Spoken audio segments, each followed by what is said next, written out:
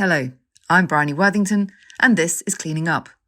My guest this week is model, actor, director, ambassador, and occasional businesswoman, Lily Cole. Lily's career began early when at 14 she was recruited as a model, pitching her into the high-octane world of fashion. She remained a self-confessed geek, however, and completed her studies including a degree from Cambridge University. Though she loved indulging her passion for dressing up, her love for nature led her to becoming selective about the clients she would work with and to her digging into various environmental issues, as any true geek is wont to do.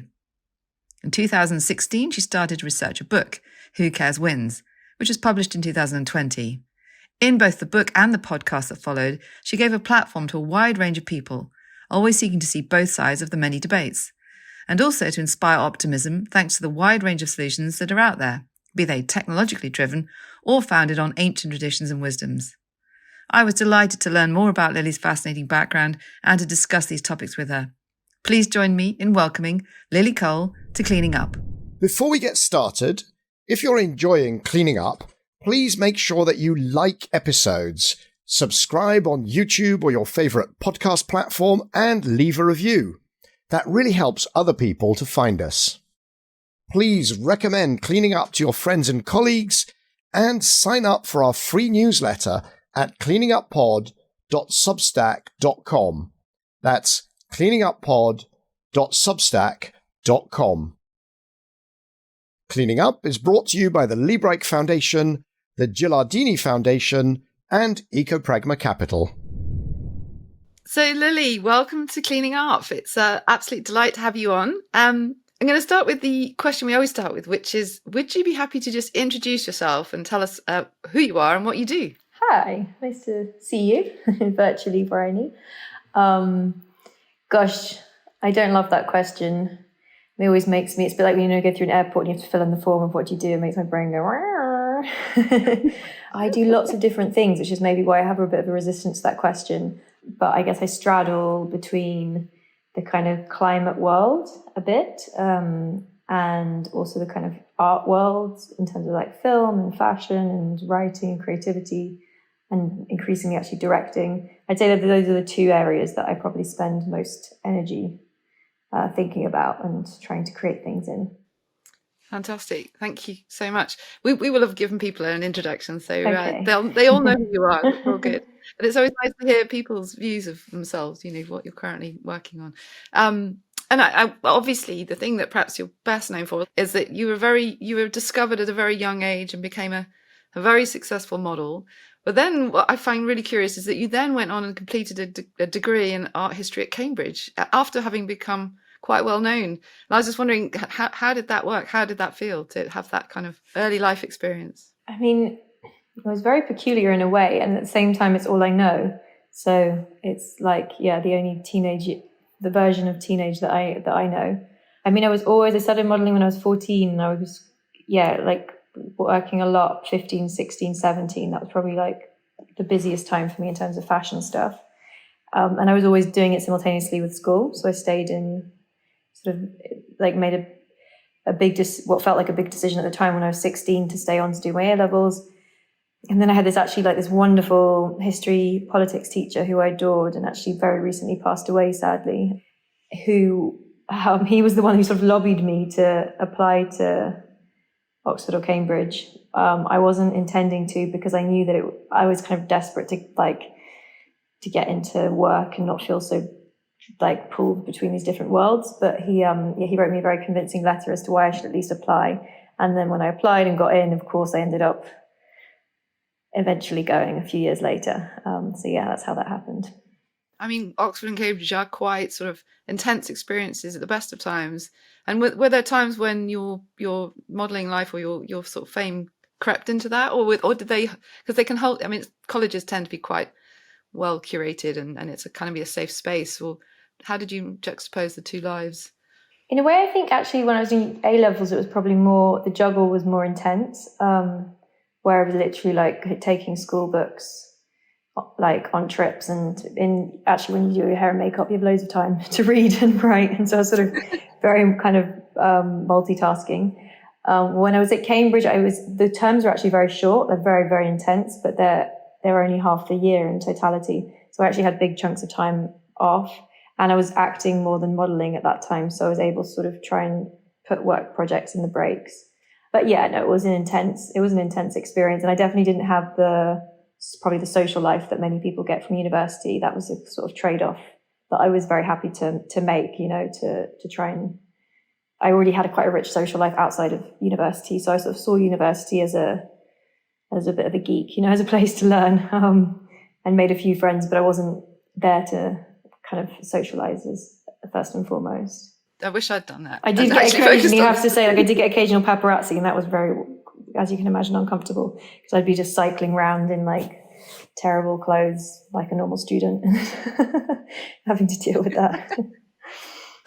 On your way to Sainsbury's, yeah. When was it that kind of a love for the environment and nature kind of started to be a feature of your life? Was it as a result of the fashion experience, or is it always there? It wasn't always there. And I would say that what fashion did is it made me think about social, environmental, political issues through a particular prism, which I'm happy to elaborate on, like an economic prism, basically, and looking at economic structures and supply chains and production and business, as opposed to maybe strictly philanthropy. But I think that my environmental consciousness wasn't there at the beginning. I grew up in London, and I think I was more, when I was younger, taken by animal rights issues, or kind of thinking about human kind of poverty and issues that felt more immediately emotionally compelling. The environment maybe seemed a bit more abstract. But then when I was a teenager, I started researching and trying to understand the different problems in our world, and it became very quickly apparent to me that the environment is a sort of rug underneath everything else that I care about. And so if we're not looking after the environment, and it was already very clear, and this is 20 years ago, in the data that we weren't, then every other issue that one might care about will be impacted, and was already being impacted. So just how fundamental it is became very clear to me. And then in parallel to that, I guess I started to fall more and more in love with nature, maybe partially from traveling the world and being exposed to different places and environments, maybe just growing up, I don't know. But yeah, my love for nature has sort of continued to grow year on year. And now I guess my environmentalism comes both from that pragmatic perspective of guys, it's really important. It's a life support system.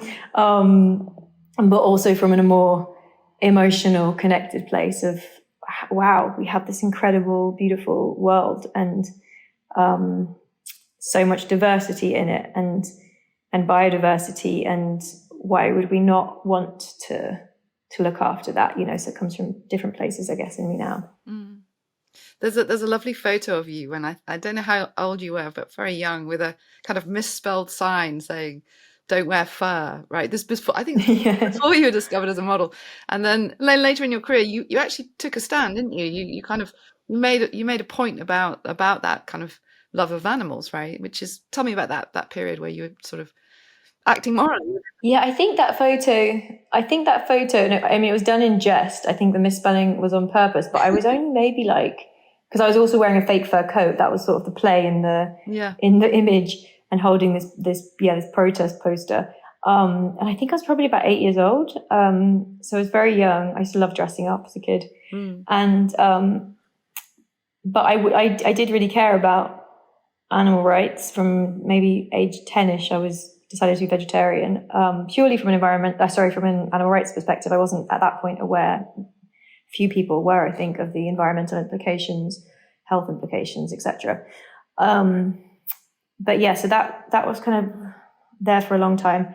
And then that was the first thing when I started modeling that I started to feel uncomfortable about, was when I was asked to wear fur. And I did when I was 15 or so. When I was very young, I sort of didn't feel confident maybe to question it, and sort of just accidentally found myself modeling a few times in fur and then feeling really uncomfortable about it. And so that was the kind of first step I took, of saying to my agents, can we please say no fur to any clients I work with? Which was a slightly contentious thing to do. I know I lost some work, but it wasn't a wildly contentious thing to do. There'd already been big kind of anti-fur campaigns in the fashion world. So a sort of easy first step. And then that was just like one step on what became a longer path of like, well, I also don't feel comfortable about this. And I also really don't want to promote this. And the path of what I felt able to promote and model got smaller and smaller. And as it diminished, I assumed that the diminishment was the only possibility. But then interestingly, in time, another avenue opened up that's still open to me now, where I started being asked, and I continue to be asked by brands that are trying to make things in a better way to work with them. And so, yeah, it turned in a nice direction.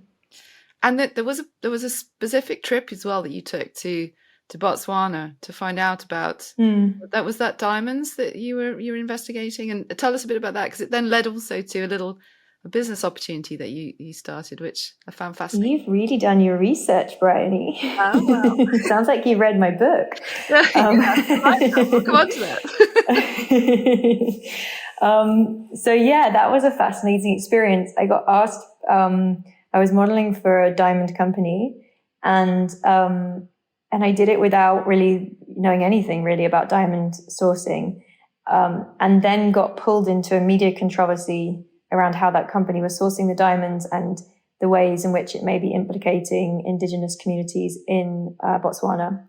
And I met up with an anthropologist at the time to try and understand what was going on. And like, as I might have sort of disclosed already, like I'm a real geek. So I was sort of, genuinely interested to try and understand the situation and asking him a million questions. And at some point in the conversation, he said, well, why don't you just come out and see for yourself? And so I did, and we went to Botswana, traveled around for 10 days or so, discovered a kind of extraordinarily complex landscape. And also while I was there, discovered, so the landscape around the diamond mining felt very, very complicated.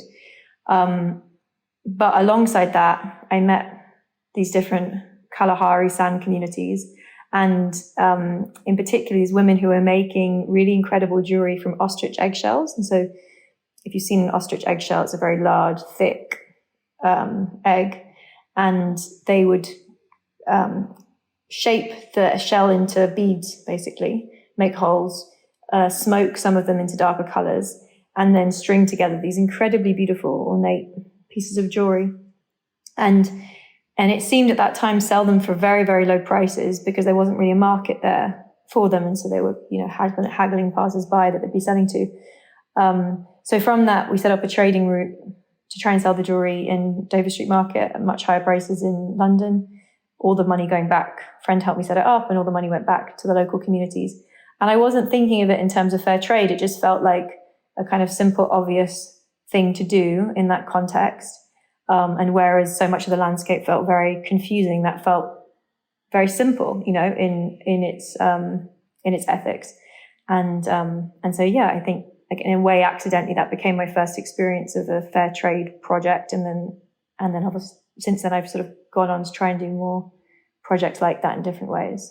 And now actually it's interesting, I've kind of gone full circle because I'm now working with Sky Diamonds, which is a company who are making diamonds from harvesting carbon dioxide from the atmosphere. So they have in the Cotswolds a couple of machines that collect carbon dioxide out of the atmosphere and then do lab-grown diamonds with the collected carbon dioxide in a process that ends up being carbon negative. So reduces carbon dioxide levels through the process because it's also fueled by renewable energy. And so it's interesting that now, 20 years later, I'm working with diamonds again, and it feels a bit full circle in an interesting way. But these are diamonds I'm very proud to promote. I mean, diamond mining is such a fascinating topic because I don't know if you've seen the documentary that came out about De Beers and how it's a commodity that's kind of kept artificially scarce in order to give, it's a story really, isn't it, that we've been told about diamonds that make them so precious. And there's this real contention about what's a real diamond. Can you declass, what are so-called fake diamonds, manufactured diamonds from real diamonds? And what the documentary taught me is that there are just loads of diamonds everywhere, and so they're not as unique and precious as you might think. And actually, those ostrich eggs are probably way more precious. Like there's probably far fewer of them, and like the scarcity. Wow, that's a good point. Higher. Yeah, I think, as I understand it, I think lab-grown diamonds are molecularly identical. So it is interesting how there's this kind of conflict in the messaging in the industry to try and somehow argue that they're less, that they're inferior in some way. But all of these things raise interesting questions, right, around desire and beauty and why we desire these objects in the first place. I mean, I can certainly sympathize with the perspective that, like, why do we need diamonds at all? Maybe as cutting tools, but like, why do we need them as like luxury, beautiful objects? I think we can apply that question to so many aspects of our lifestyles and reality. At the same time, I like to be quite pragmatic and work with the fact that humans, for whatever different reasons, often desire luxury, often desire beauty, and can we evolve our industries to feed that desire in more equitable ways? My favorite recent discovery about the gem industry was I went to Indonesia to go and visit a coal mine, as you do, a coal-fired power station, as you do when you're in Indonesia, and actually there they told us about a nuclear reactor that's been built in the jungle of Java. It's not connected to the grid, but what it does is it irradiates emeralds to make them slightly more sparkly. And so that's why Indonesia has a nuclear regulator, is to sort of look after that sort of reactor, which isn't a power reactor at all. But the really fun thing was that these emeralds are being sold in Europe, and actually it's a German company that built this machine to make the emeralds slightly more sparkly, which is incredible, right? So I'm so confused. The emeralds are already in the landscape, but then the nuclear plant makes them sparklier? That's right. There are two classes of emeralds, it turns out, one which have got this natural irradiance, which makes them more sparkly. And so what you do is you take normally mined emeralds, put them into this reactor, put them through a process, and they come out slightly more sparkly and therefore more valuable. Wow. And is the reactor doing anything else, or it's only built for that purpose? Pretty much built for that purpose, as far as I understand it, yeah. Anyway, this is something we can carry on with bilaterally. Yeah, it's interesting, right? Super interesting. Yeah. So just returning to your natural, you have this kind of natural business instinct, I think, and you've also incubated other types of businesses. Do you want to tell us a little bit about what your current projects are? Sure. Although I think it's fair to say I've retired from my business career now. I was a businesswoman in my 20s. Well, I guess I never really had an interest in business per se, but I became very obvious to me very quickly that the economics, business, supply chains are sort of running our world, and that if you have an interest in our world and how it works, those are the areas, at least I thought, to look at and sort of tweak. And then and so that meant I became increasingly interested in like working with better businesses and social businesses and what became later the B Corp movement, etc. But in the process, I also ended up founding a few of my own companies and trying to demonstrate ideas through new companies and new ideas. Several in the fashion space, some in the technology space, which is how me and you, I think, met each other through mutual friends in the tech space. And at some point I realized, I think it was a really interesting journey, and I still do think that business is an important, one of the most important areas for us to look at in terms of responsibility and change.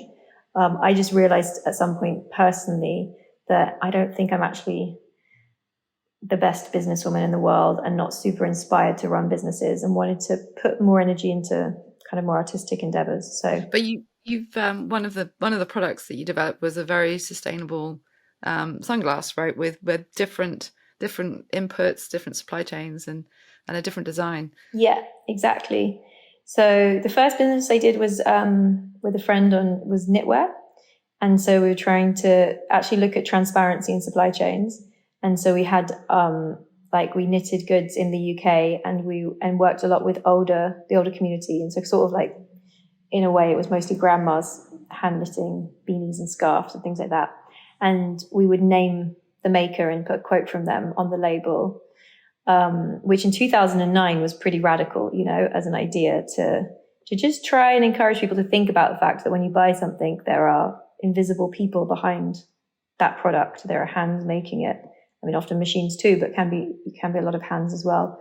And we also looked at, like, you know, ecological dyes and local kind of local supply chains and all of those kinds of things to try and demonstrate what a kind of ecologically sound, fair, transparent supply chain could look like. So that was the first one I did.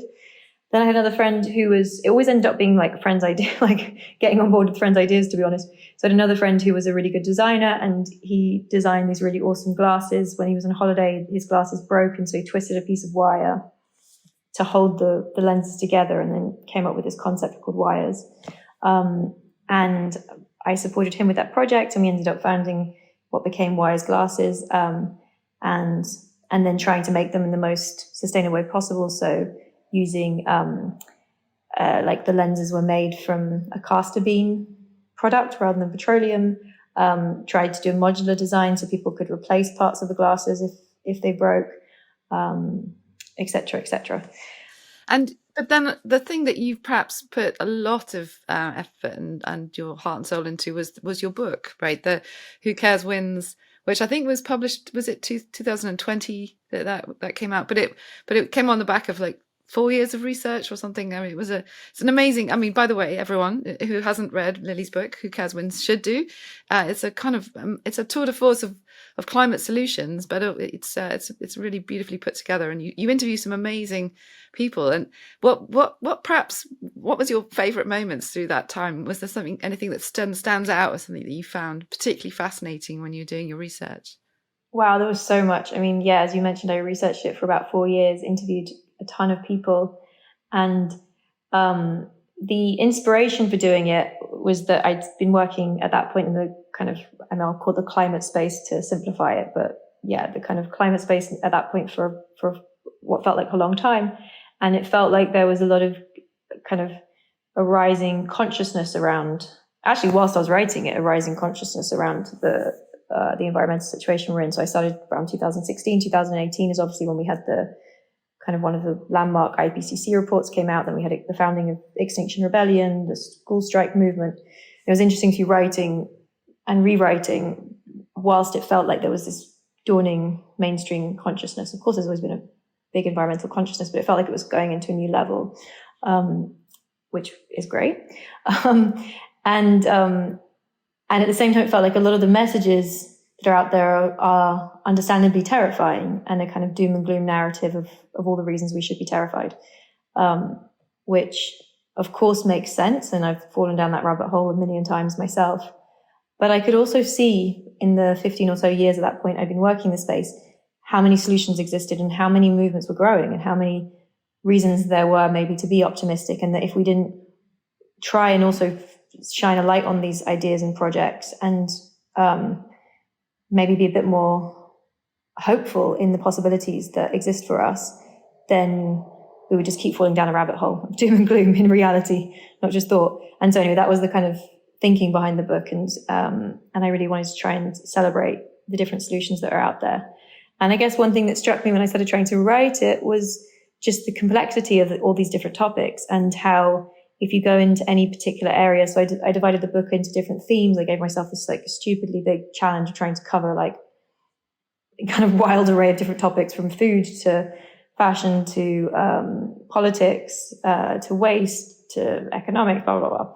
And every time you go into one particular area, you find so many different opinions and camps and arguments and polarization. And I also thought that was interesting and also quite problematic. And so what I was trying to do through the research and the writing is present as trying to remove myself and my biases and my opinions as much as I could, to try and present a fairly, hopefully quite balanced picture of the different solutions that exist and the different arguments within these different camps, so that hopefully the reader then can make their own find their own way through that information. I mean, do you find that, Bryony? Like, you've obviously been working in this space longer than me. I would assume longer than me. Yeah, I'd like there to be slightly less infighting and more coordinated campaigning about the things we want to see, the solutions that we want to see enacted, which do require us to advocate for them. Many of the solutions are not currently economic or go against quite an powerful incumbent lobby.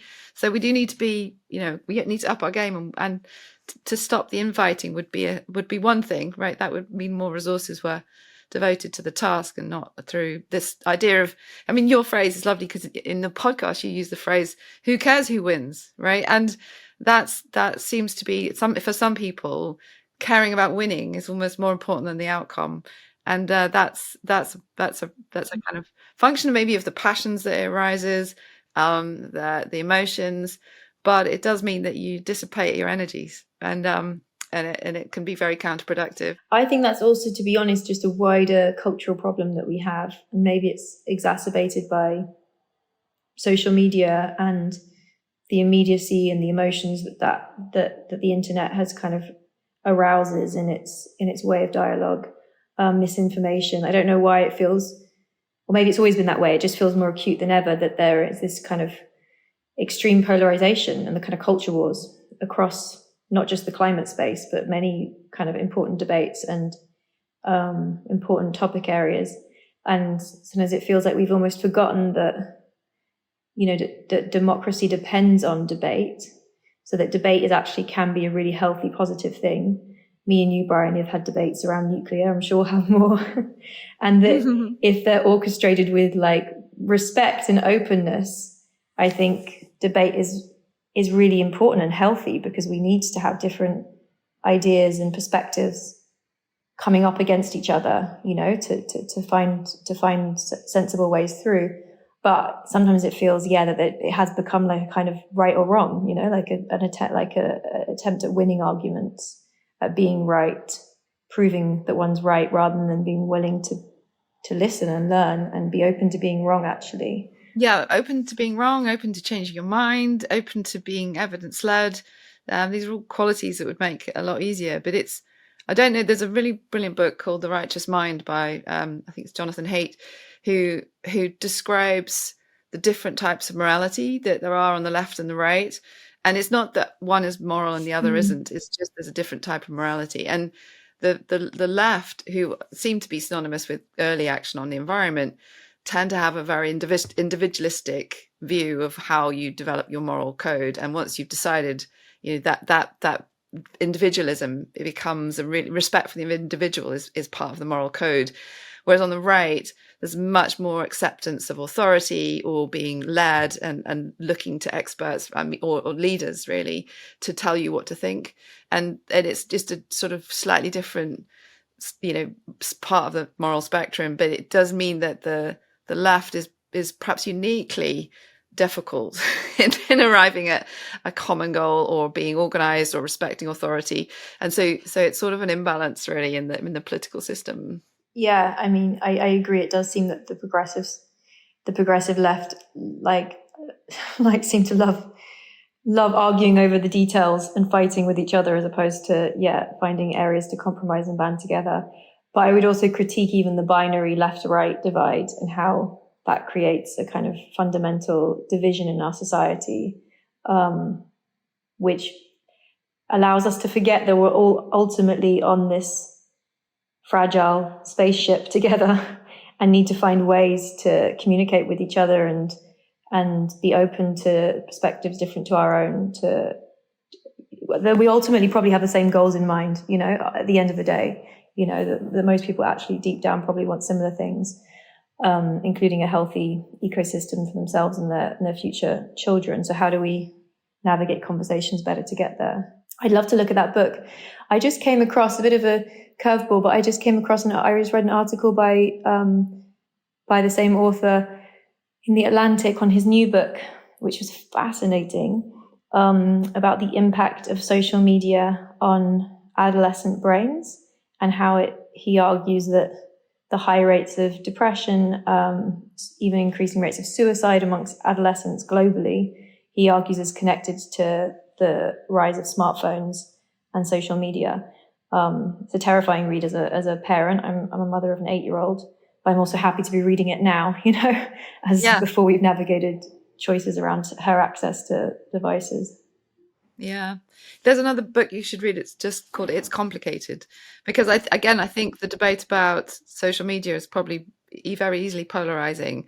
And I do think there's, I think we both agree there's so much amazing, wonderful benefits to being in an interconnected world with information at your fingertips.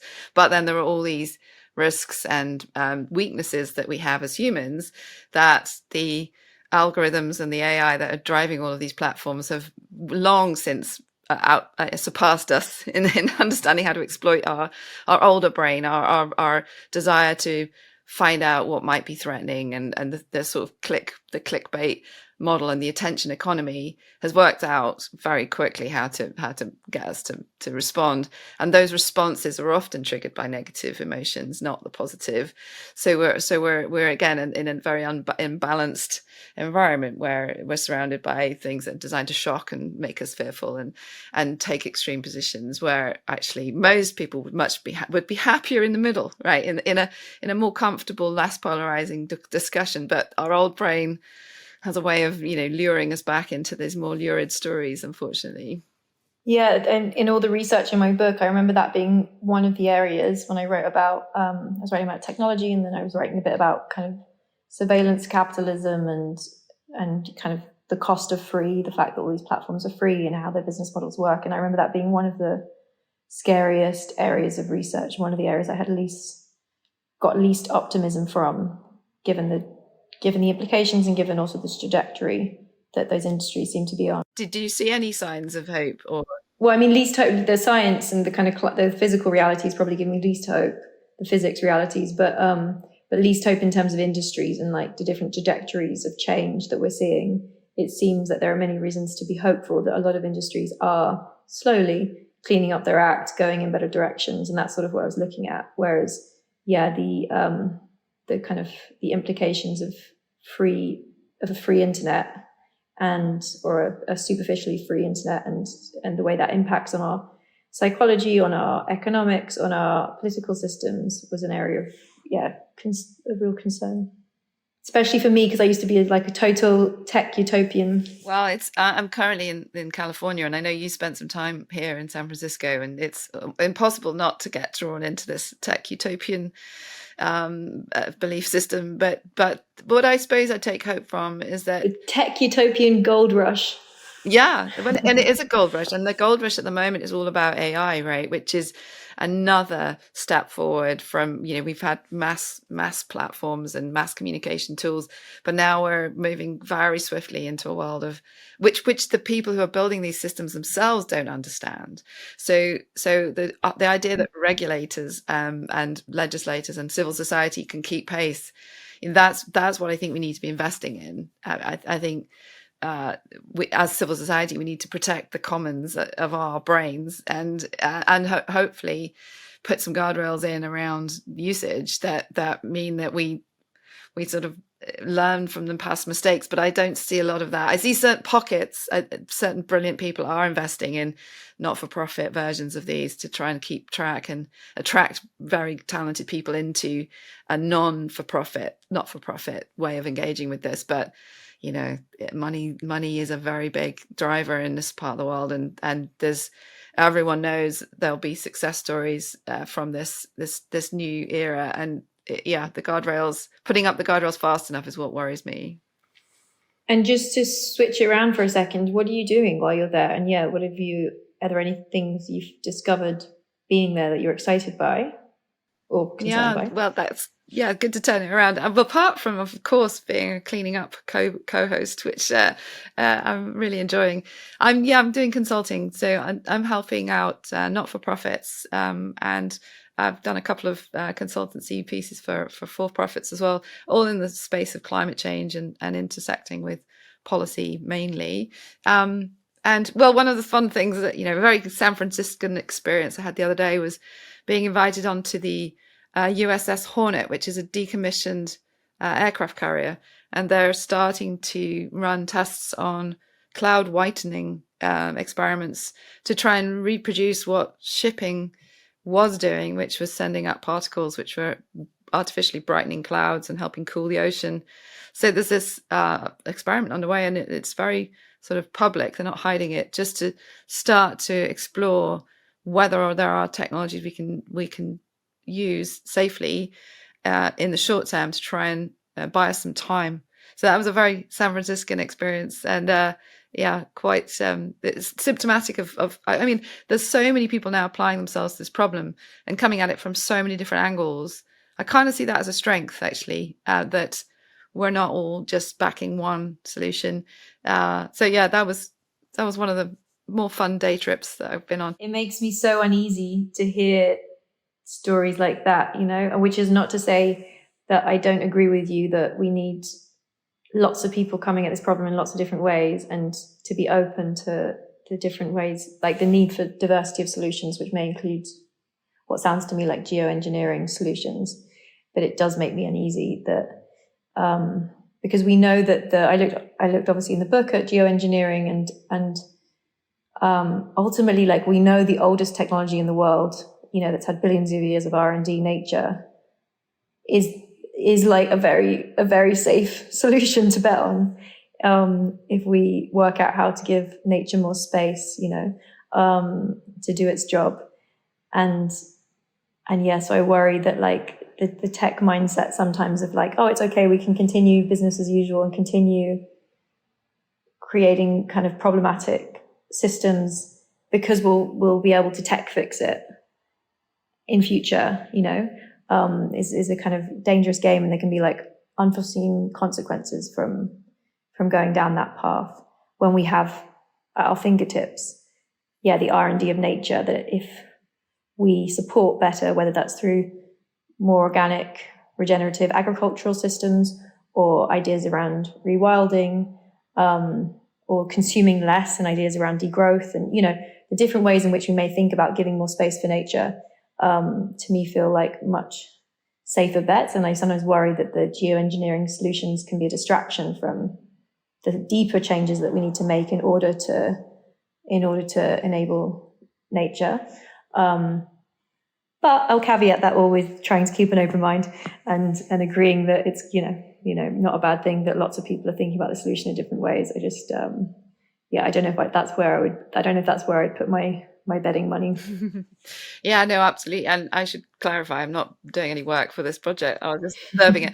But the idea that we can, the challenges that we've just been conducting a 100-year-long geoengineering experiment, and we've proven that we have changed the climate, and we have outpaced nature. I mean, nature's been helping, right? 50% of our emissions are being absorbed by the ocean and the terrestrial sinks. But my worry is that we may push nature too far, and those things that we've been relying on start to become not our friend, that we start to lose the forests as sinks because the climate is no longer able to sustain rainforests, or there's precipitation changes to such a degree, or the temperatures change to such a degree that nature can't keep up with us. And in that case, we really are back to what humans can envisage and build and do. But I hope we don't get there. I just think it's not impossible that we could get to that scenario. Yeah, but I would argue, I agree.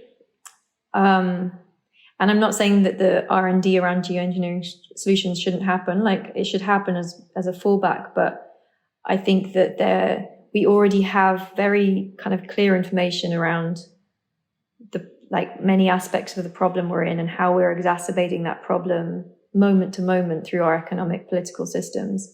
And we're not, we are still in a moment in time where, it may be possible to undo some of the future damage and to reduce the amount of change that's underway. And I just worry that we're not going to have the deep changes that need to happen more quickly, to our economic, political, cultural kind of systems if we believe we can sort of magic our way out of it later down the line. So I guess my worry is that it actually could potentially reduce the possibility for for us to work with nature, work with Gaia, to create a more stable system. Yeah, no, absolutely, and no, and I know you've done a lot of work in terms of telling the story of Indigenous people and how they used to be much more in tune with nature, and therefore, and actually, what's been amazing now is seeing very, very developed agriculturalists and foresters going back to Indigenous people to find out the wisdom that they built up over tens of thousands of years about how you live in harmony and not exacerbate environmental risks. So, yeah, it's definitely, there's a lot to be said. And that they still hold on to now. Yeah. And to my mind, that piece, which is the cultural, psychological, spiritual even aspect of our situation and the crises we're in, is to my mind the most essential part of the puzzle. And I've actually got a few more episodes of my podcast, Who Cares Wins, coming out on this point, because I really do think if we don't go really deep into the roots of the crises, which lie in ourselves, in our way of thinking, in our way of relating, then everything else is a bit kind of band-aidy, and we may be able to come up with a solution to solve for carbon, for example. We may at some point be able to figure out how to stabilize global heating and climate change.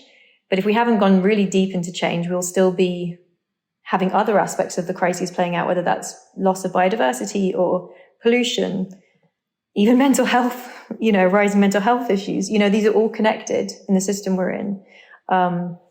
Indigenous wisdom and different ways of thinking about our relationship to the planet, our relationship to life, our relationship to one another, the reason to be alive, the things to value. To me, I feel like, a lot of my hope is vested in these alternatives to the Western individualistic worldview that I grew up in and that is a dominant part of our world today. Yeah. And it is fascinating to remind ourselves that there are different ways of, these are all artificial constructs that we live within, and there are different ways of doing it, and it's constantly evolving. I've just read the Dawn of Everything, which is a brilliant sort of revision. Well done, you. It's a huge book. Yeah, well, I have to say, I listened to it really more than read it. I started it. It's fantastic. Yeah, it's amazing. Sorry to interrupt you, but let me just throw in one more anecdote there, because it circles back to emeralds. Interestingly, I was recently in Colombia, and I met with different Indigenous people while I was there, and was learning about different aspects of their history and worldview. And interestingly, they used to make, they still do this concept of offerings, of payments to the earth, where they feel it's very important to make payments to the earth and give back to the earth what we're taking, and find a balance between what we take and what we give. And in the past, these were quite literal, and there were communities that would create very elaborate golden artifacts and emeralds, to bring us back to your idea of your introduction of emeralds, and put the gold and the emeralds into the waters, into the earth, as a payment back to the earth, as a way of giving back to the earth and trying to keep balance spiritually. I don't know if I'm explaining it very well, but it was super interesting to just see a different way of relating. And one of the Indigenous men I was speaking with was giving the example of, if you don't have so much money or so many aspirations, then life can be quite simple. And we don't have the luxury of chairs, you were saying here. We just have these wooden blocks that we sit on, but we have the luxury of air. And with the luxury of the air, we can breathe and breathe and enjoy. And if you don't have so much money or so many things, your life can be quite beautiful and quite simple. As soon as you have more, you can start thinking about bigger ambitions, whether that's you want to clear a forest, or you want to clear wetlands, or you want to build a bigger house. And all of these things will have higher costs, and they'll also create more damage in the process. And he wasn't talking about economic growth using that language, but to me, it obviously reminded me of our dominance around economic growth and questions of enough, and what is enough, and what is a high quality life. And I think those are the kind of cultural questions that feel really pertinent for us to maybe consider. I think that's a beautiful way of looking at it. I suppose in my mind, I think humanity has we're quite frail, and those sorts of cultures tend to build strength in us, right, and resilience, but they're not very tolerant of people who are not the norm, who are not able to be physically able, or have a weaknesses in terms of susceptibility to illness, because you are really kind of, yeah, and I know that obviously those cultures survive for thousands of years by becoming very clever at working out how to use nature to sustain them. But there is something about the sheer size and scale of humanity now that means we need to embrace modernity, because it has helped, in terms of childhood mortality, or lifespans, or our ability to be more inclusive in terms of diversity of people's capabilities.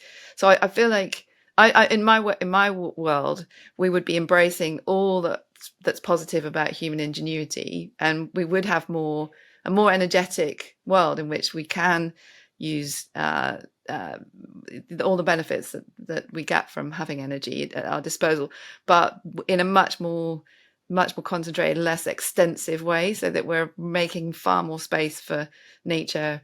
But that does mean, I think to sustain this level of population now, you're going to have to embrace science. You're going to have to use the modern technologies to keep ourselves safe at a basic level, whilst making space for nature. And I feel that is possible, that kind of win-win outcome, but it's a long way from where we are today. And it's not something that comes naturally to the environmental movement, this idea that you do need to embrace science and the sort of reduce our footprint through the embracing of science. But our net footprint, it might mean that in certain places you're doing things in a very intense way, like whether that's growing food or creating energy, but you're then creating space for nature, because the extensive, low impact way of doing things is probably the worst of all worlds. Well, just one thing on the first point you made around inclusivity, I think it's important maybe not to generalize. Like, there are so many different Indigenous communities around the world, and many different, you can maybe come up with some commonalities, which is very interesting as an inquiry to do, that there are some, it seems to be, commonalities between Indigenous perspectives and ontologies globally. But there's, of course, huge difference within those different communities and rules and culture. So I wouldn't want to kind of say that they're all not inclusive, because I don't think that would be a correct assessment. But in terms of the other point around the benefits of science and technology, yeah, of course, I completely agree. Like, I'm not trying to romanticize the past or suggest that we should all be going back, winding the clock back. Interestingly, the Indigenous community I just mentioned had solar panels, and it was kind of, I always find that interesting to see the intersection between modern technology and ancient wisdom. And of course, our multicultural society, and the fact that we have fast travel and we don't have open borders for most people, for many people, but mobility sometimes between borders has allowed us different cultural exchange that even allows us to have conversations about different global perspectives. So anyway, all that to say, I think that the bringing together of different perspectives is where I hold hope, not saying that one is necessarily going to trump all the others. Yeah. But I do think that, it's been interesting. The last few years, there's been a rise in consciousness around Indigenous voices and Indigenous worldviews. I hope that continues, but of course the Western paradigm is the most dominant one. And so I feel like it sort of goes without saying that technology and science are going to kind of keep going full steam ahead. And maybe what I would suggest is that, how do we inflect that with different worldviews to bring more balance and nuance between these perspectives? Yeah, and then one way that we've sought to do that in the West is through representative democracy, right? Through enabling people with different voices to be represented, and to then have that tier of governance that allows you to address the problems of the commons, the tragedy of the commons. So if individual pursuits start to infringe too much on the global commons, we have invented a system that enables us to take action and write rules, change the rule book to get different outcomes. And I feel like we're entering into a very political year this year. But And there's a lot, actually, another thing that's very interesting about Silicon Valley is there's a lot of talk of how does technology reinvent democracy? How can we, and in fact, you touched on some of these in your book, that, how can we make democracy better? But my concern is that the boring way that democracy currently works needs active engagement and active people participating in it in order for it to work. And I worry that there's been a disconnect or I think we've all started to feel like democracy's broken, but that's what a small group of very influential people want us to believe, because actually representative democracy is amazing and is incredibly flexible and can bring voices forward, but it does involve engagement. You have to engage, and I worry sometimes that the boring and the known and the proven is not as exciting as thinking about how to reinvent democracy, when actually just a bit more engagement would be a good thing right now. I mean, lovely to hear your optimism on it. I can definitely see like there's a lot of positives in the system we have, but I can also, I don't know, I spend a lot of time thinking about how broken it is and how frustrating it feels that we have such limited, we have in some ways it feels like the illusion of choice, but then there's so little choice in terms when it comes to parties and political votes. But it's encouraging to hear as the political being that you are, that you have maybe more optimism than I do on that point. Well, I just think it's given us a lot of the things that we've wanted, right? The legalization of same-sex marriage, bringing women in to vote, ending slavery. You could go back and back, and it's always been some kind of participative democracy. I mean, actually, participation has grown and grown. We've got higher suffrage than we've ever had, but it does involve people of good character with a talent and a desire to do it, to engage in that process. We need people to commit to it. It's interesting that some of the examples you just gave of systemic big changes that happened, I'm not a historian, but from my understanding, didn't actually happen through votes necessarily. Like women weren't able to vote, rights for women. They had to do civil disobedience in order to get votes for women. And many big social, like systemic shifts, social systemic shifts seems to have happened that way, where people have kind of civil movements have put pressure on the system, not through the kind of classic, voting, which is interesting to consider, the role of civil disobedience in creating change. And I guess the analogy now today with the civil disobedience movements we see in the environmental space. I totally agree. And actually what I'm saying by my version of engagement is making sure that your voices are heard and using the civil rights that we have to protest to influence that legislative process, that democratic process. But what I find sometimes in the movement is that we use all those tools. We've learned how to do civil engagement and civil society demonstrations, but they're not geared to a specific enough outcome. So I love Greta Thunberg's work. I think the Fridays for the Future movement was amazing, and it's just sad that COVID sort of interrupted its momentum. But the asks were very vague. They were follow the science, which is not actually that helpful. And again, Extinction Rebellion, actually, I have a lot of respect for that movement because it did put the seriousness of the agenda of the issue on the agenda. But again, the requests were a bit vague and too easily met, and not smart enough in terms of understanding how the democratic and legislative system really works. So that's what I mean by engagement. Is it yes, absolutely needs that external pressure, but it needs to be connected into the systems we use for making rules in a much smarter way. So that's my sort of plea, is that we get smarter about how we're engaging with the systems we currently have. And a bit like your concern about geoengineering, we're not distracted by the shiny and new to the detriment of actually engaging what we already have, we know that works, basically. I think that actually in some ways it was quite wise of Greta Thunberg to not give specific solutions because the landscape is so complex. And so I think follow the science is actually quite a sensible call to action. And actually, in my mind, a mistake that Extinction Rebellion made was to be quite specific when they asked. For example, I think carbon neutrality was by 2025 was one of their demands, and it was never really clear like where that came from, why that date was chosen, the science behind that specific date. And of course, as we get closer to it, it becomes a milestone that's not being met. And so then what happens next? So I actually sort of disagree in the sense that I don't think specific calls to action would have been necessarily helpful. What we need is a wide awakening to the scale of the problem, and then hopefully from that a galvanizing of all the different members of society, business organizations, NGOs, politicians, individuals, citizens, to try and find solutions, work with solutions in the disparate different ways those might emerge.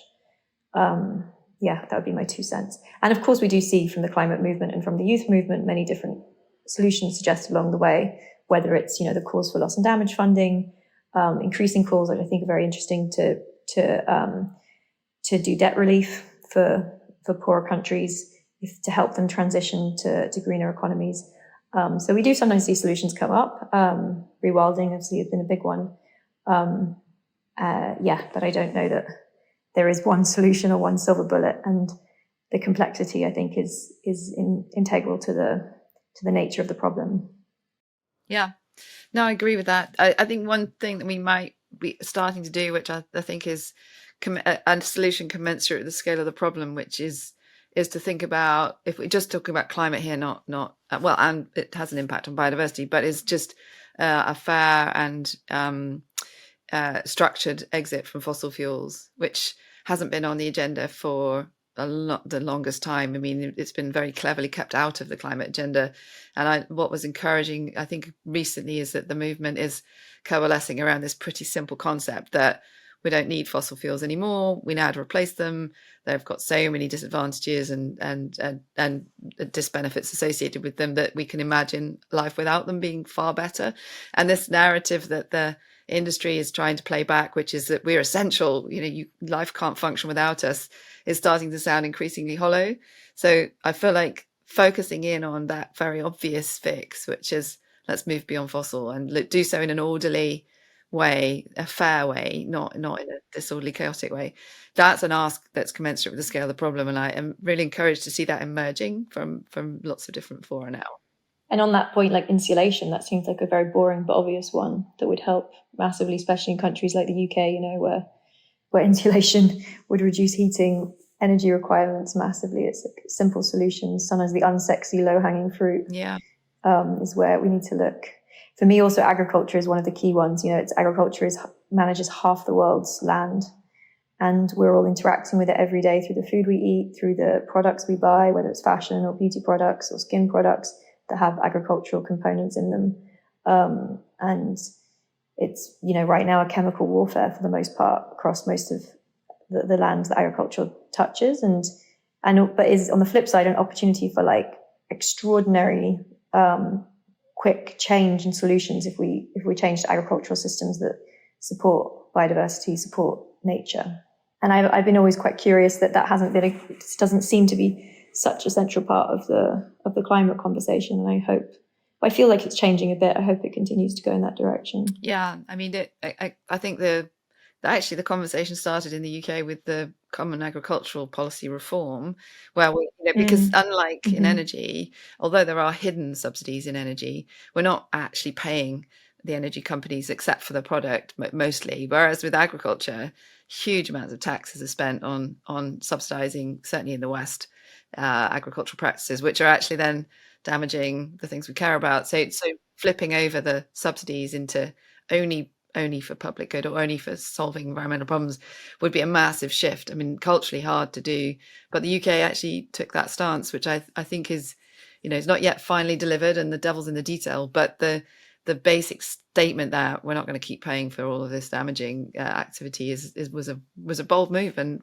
more countries should do the same. Yay! Let's end on the note of optimism. Absolutely. We could probably go on and on, because as I've said, your book and your podcast covers such a rich terrain of issues, and I really appreciated your description of yourself as a piece of ribbon trying to tie together these disparate fractions, and I hope you'll carry on performing that. Sellotape. Sellotape is the word I used. That's quite interesting, because that's a very modern piece of technology there, Lily, that you I know, it just has like a funny sound to it. I like it. Yeah, no, it does. So thank you for doing all you're doing, and for all the various ways in which you're making yourself have a very impactful voice in this time. we'll wrap up here, but thank you again. I look forward to seeing you in person before too long. And if you're ever in San Francisco, let me know. Thanks, darling. It was lovely to speak to you. Excellent. Have a lovely rest of your day. Take care. So that was Lily Cole.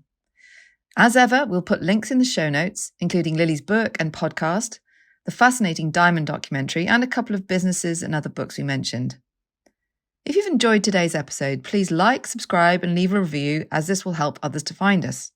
You can also follow us on Twitter, LinkedIn, Facebook, or Instagram, and sign up for the Cleaning Up newsletter at cleaninguppod.substack.com, cleaninguppod.substack.com, to hear more news and views from Michael and I.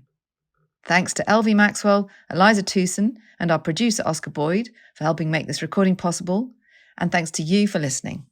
Cleaning Up is brought to you by the Liebreich Foundation, the Gilardini Foundation, and Ecopragma Capital. Thank you for listening, and we'll be back with another episode next week.